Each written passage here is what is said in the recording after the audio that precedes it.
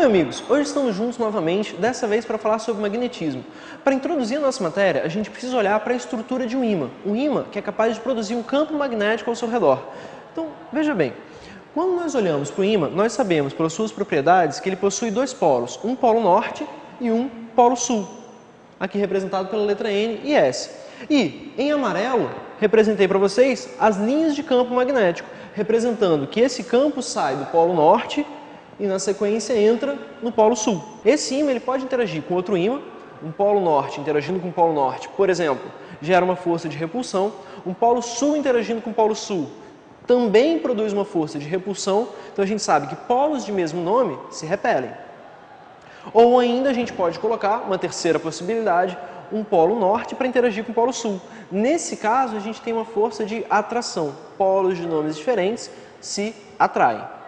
Porém, o ímã não consegue fazer força somente sobre outro ímã. Se a gente pegar um campo magnético e dentro desse campo magnético lançar uma partícula carregada, ou com carga positiva ou com carga negativa, surge uma força magnética. Acompanhe comigo um exemplo. Imagine então que eu tenho uma região, nessa região já tem aqui, já criei um campo magnético, estou representando ele pela letra B. E nesse campo magnético eu vou lançar uma partícula, pode ser positiva, pode ser negativa. Como é um exemplo, vou colocar aqui para a gente o caso mais fácil, o caso de uma partícula positiva sendo lançada aí.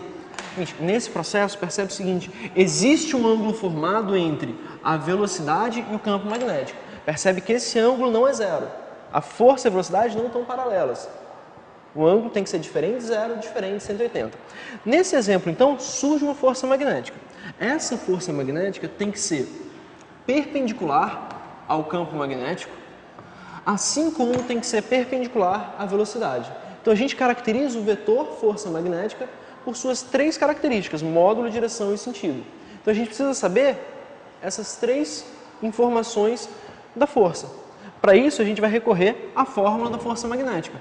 Sendo uma grandeza vetorial, coloco aqui, força magnética, está relacionada com a carga, com o valor da carga e se ela é positiva ou negativa, assim como depende do produto vetorial entre a velocidade e o campo magnético.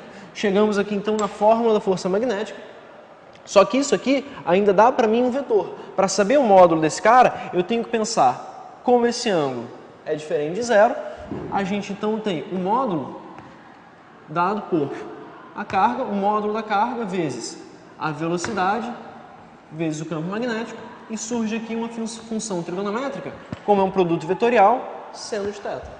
Então, está aqui o módulo da força magnética, que é VB seno θ. A direção a gente já discutiu, tem que ser perpendicular ao campo magnético, assim como tem que ser perpendicular à velocidade.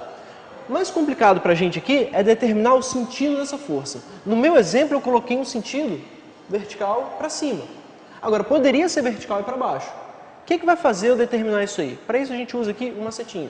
Na realidade, o sentido ele é dado por esse produto vetorial.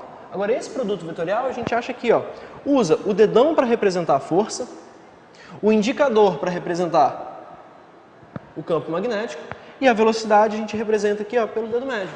Então ficou força, campo, velocidade. Os três vetores, percebe, usando a mão esquerda, força, campo, velocidade.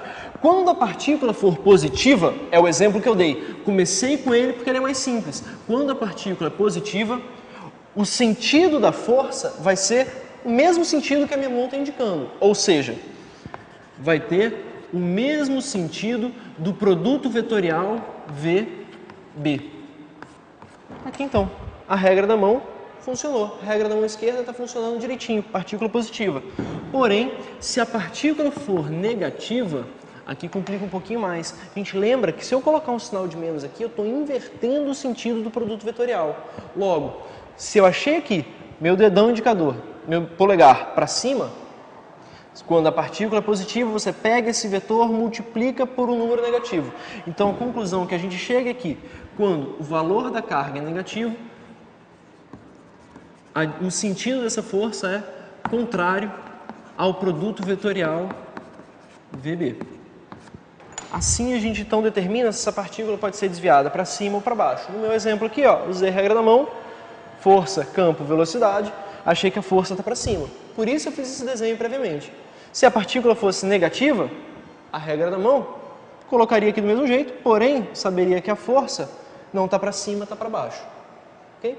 Bom, agora como é que a gente pode pensar nisso aí no nosso universo, né, numa coisa... Bom, no acelerador de partículas a gente sabe que isso aqui é intensamente usado para selecionar partículas com certas velocidades. Outro exemplo disso aí é quando a gente pensa em partículas carregadas vindas do Sol. Quando uma partícula carregada vem do Sol, ela vai se aproximando da Terra, se aproxima da Terra, e quando ela chega perto da Terra, na realidade a Terra é como se fosse um grande ímã. A Terra produz o seu próprio campo magnético. Ou seja, a Terra ela tem um polo norte geográfico, polo sul geográfico. Porém, a Terra também possui um polo norte magnético e um sul magnético. Repara que o polo norte e o polo sul são invertidos. Norte geográfico corresponde para mim o sul magnético, aonde o campo magnético está entrando. O sul magnético é o norte geográfico. E aqui a gente tem o sul geográfico, norte magnético, onde as linhas de campo estão saindo. Então, quando as partículas vêm, se aproximam da Terra e estão carregadas, esse campo magnético funciona como se fosse um escudo. Ele acaba desviando essas partículas, protegendo a gente que está aqui dessas partículas carregadas.